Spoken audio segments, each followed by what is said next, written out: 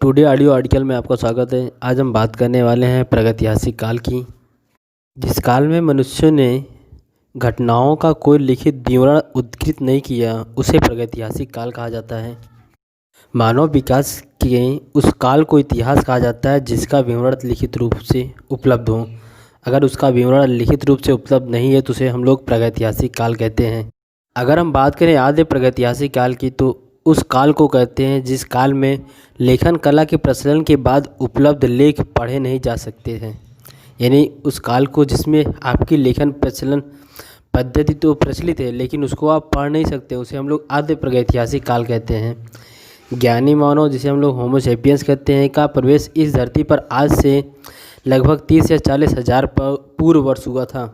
पूर्व पाषाण युग या पूरा पाषाण काल के मानव की जीविका का मुख्य आधार शिकार था। शिकार पूरा पाषाण में आदि मानव के मनोरंजन के भी साधन थे। आग का आविष्कार पूरा पाषाण काल में तथा पहिए का आविष्कार नव पाषाण काल में हुआ था। मनुष्य में स्थायी निवास की प्रवृत्ति नव पाषाण काल में हुई थी तथा उसने सबसे पहले कुत्ते को पालतू जंतु बनाया था। मनुष्य ने सर्वप्रथम तांबा धातु का प्रयोग किया तथा उसके द्वारा बनाया जाने वाला प्रथम औजार कुल्हाड़ी था जिसका प्राप्ति स्थल अरिरमपक्कम था। कृषि का आविष्कार नवपाषाण काल में हुआ। प्रागैतिहासिक अन्य उत्पादक स्थल मेहरगढ़ पश्चिमी बलूचिस्तान में अवस्थित है। कृषि के लिए अपनाई गई सबसे प्राचीन फसल गेहूँ व जौ थी, लेकिन मानव द्वारा सर्वप्रथम प्रयुक्त अनाज चावल था। कृषि का प्रथम उदाहरण मेहरगढ़ से प्राप्त हुआ है। कोल्डी हवा का संबंध चावल के प्राचीनतम साक्ष्य से है। पल्लावरम नामक स्थान पर प्रथम भारतीय पूरा पाषाणकालीन कलाकृति की खोज हुई थी। भारत में पूर्व प्रस्तर युग के अधिकांश औजार स्फटिक पत्थर के बने होते थे। रॉबर्ट ब्रूस फुट पहले व्यक्ति थे जिन्होंने 1863 ईस्वी में भारत में पूरा पाषाणकालीन औजारों की खोज की। अगर हम बात करें भारत की तो भारत का जो है सबसे प्राचीन नगर था वो तो मोहनजोदड़ो, जिसे सिंध भाषा में कहा जाता था मृतकों का टीला।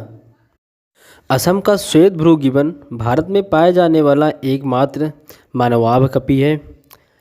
इनाम गांव ताम्रपाषाण युग की एक बड़ी बस्ती थी। इसका संबंध जोरवे संस्कृति से है। भारत में शिवालिक की पहाड़ी से जीवाश्म का प्रमाण मिलता है। भारत में मनुष्य संबंधी सबसे पहला प्रमाण नर्मदा नदी के घाटी में मिला है।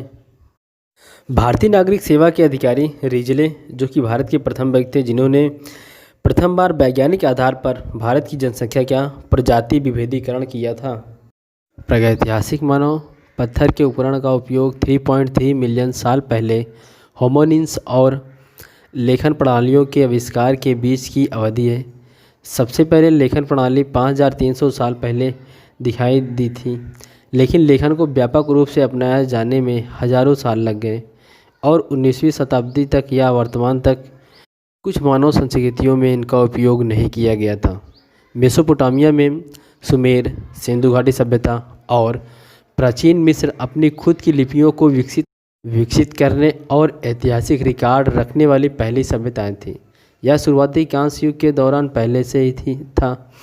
इस काल में मानव इतिहास की कई महत्वपूर्ण घटनाएं हुई, जिनमें हिमयुग, मानवों का अफ्रीका से निकलकर अन्य स्थानों में विस्तार, आग पर स्वामित्व पाना, कृषि का आविष्कार, कुत्तों व अन्य जानवरों को पालतू बनाना।